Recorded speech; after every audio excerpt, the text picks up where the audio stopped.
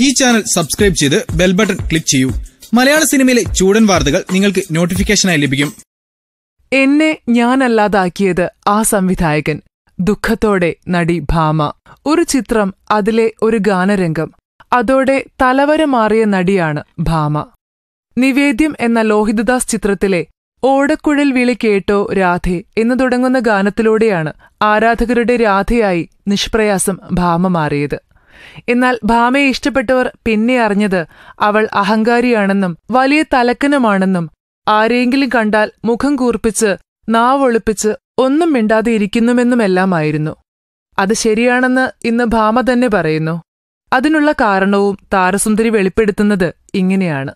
ജീവിതത്തിന്റെ യാഥാർത്ഥ്യം അറിഞ്ഞുകൊണ്ടാണ് ഞാൻ സിനിമയിലെത്തുന്നത്.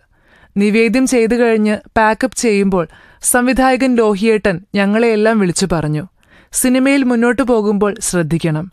ഈ സെറ്റ് പോലെ ആയിരിക്കില്ല മറ്റു സെറ്റുകൾ. എല്ലാവരിൽ നിന്നും സുരക്ഷിതമായ അകലം പാലിച്ചു വേണം മുന്നോട്ടു പോകാൻ. അതൊരു വലിയ പാഠമായിരുന്നു. അതുകൊണ്ട് ഞാൻ ഒതുങ്ങി. ഭാമ തീരെ ഫ്രണ്ട്ലിയല്ല എന്ന ചീത്തപ്പേരും വന്നു. കുട്ടിക്കാലം തൊട്ടേ സംഗീതത്തിനോട് വലിയ താൽപ്പര്യമായിരുന്നു. ഇന്റർവ്യൂവിന് ചെന്നപ്പോൾ അത് ലോഹി സാറിനോട് പറഞ്ഞു. കൂടെ അഭിനയം കൂടി കണ്ടപ്പോൾ ഇനി ഇത് മതിയെന്ന് അദ്ദേഹം പറഞ്ഞു. അങ്ങനെ നടിയായെന്നും ഭാമ പറയുന്നു. എന്നാൽ ഇന്ന് സൗഹൃദം കൂടി. കഴിഞ്ഞതെല്ലാം കഴിഞ്ഞു. രണ്ടാം വരവിൽ എന്തായാലും കാര്യങ്ങൾ ഉഷാറാക്കുമത്രേ താരം.